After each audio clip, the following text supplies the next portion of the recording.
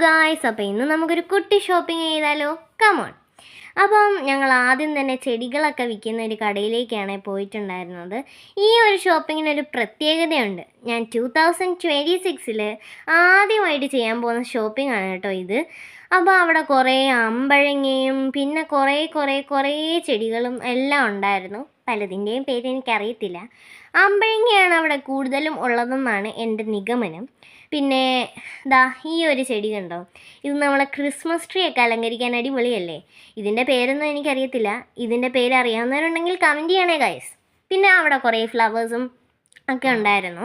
പിന്നെ അവിടെ ഒരു തവളക്കുട്ടൻ ഉണ്ടായിരുന്നു. അവൻ്റെ അടുത്ത് ഞാൻ പോയിരുന്നൊരു ഫോട്ടോ എടുത്തു. അത് കഴിഞ്ഞ് അവിടെ നിന്ന് ഇറങ്ങിയപ്പോൾ ഒരു ലവിനകത്ത് ചെടിയും ചുറ്റി അതിൻ്റെ നടുക്കൂടെ ഒരു സ്റ്റാറും ഇട്ട് വെച്ചേക്കുന്നു. ഞാൻ അവിടെ പോയി നിന്ന് ഒരു പോസ്റ്റിലൊക്കെ നിന്ന് ഒരു ഫോട്ടോ ഒക്കെ എടുത്തു കേട്ടോ. അത് കഴിഞ്ഞ് ഞങ്ങൾ നേരെ വിട്ടു ഒരു സൂപ്പർ മാർക്കറ്റിലേക്ക്.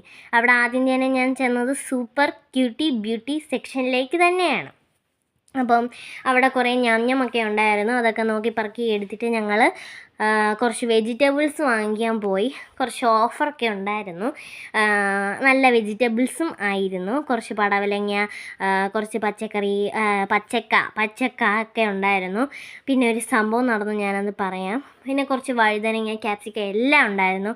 ഇതെല്ലാം ഞങ്ങൾ നോക്കിക്കൊണ്ട് നിന്നപ്പോഴാണ് സുനാമി വന്നത്. 1 കിലോയ്ക്ക് 20 രൂപ. ആരും പേടിക്കണ്ട, ഇവനാണ് ആ സുനാമി കുട്ടൻ. പൊക്കാൻ നോക്കിയിട്ട് അങ്ങോട്ട് പൊങ്ങുന്നില്ലെന്നേ. 2 വട്ടം ശ്രമിച്ചു നോക്കി. പിന്നെ നിങ്ങളുടെ നാട്ടിലൊക്കെ ഇവനെ സുനാമി എന്ന് തന്നെയാണോ പറയുന്നതെന്ന് കമൻറ്റ് ചെയ്യണം കേട്ടോ. സുനാമി എന്നാണോ അല്ലേ ഇവനെ പറയുന്നതെന്ന് നമുക്ക് നോക്കാമെന്നേ. അപ്പോൾ പിന്നെ അവിടെ കുറേ ബിസ്ക്കറ്റൊക്കെ ഉണ്ടായിരുന്നു. ബിസ്ക്കറ്റിൻ്റെ സെക്ഷനിൽ പോയി ഞാൻ കുറച്ച് ബിസ്ക്കറ്റൊക്കെ എടുത്തു. പിന്നെ ഏത് സൂപ്പർ മാർക്കറ്റിലും പോയാലും എനിക്ക് ഒരു ബാലരമ നിർബന്ധമാണ്. അങ്ങനെ അതെല്ലാം എടുത്ത് ഞങ്ങൾ തിരിച്ച് വീട്ടിലേക്ക് യാത്രയായി ഗൈസ്. അപ്പോൾ അത്രയേ ഉള്ളൂ. നമ്മുടെ ചാനൽ ലൈക്ക് ചെയ്യാനും ഷെയർ ചെയ്യാനും സബ്സ്ക്രൈബ് ചെയ്യാനും മറക്കല്ലേ.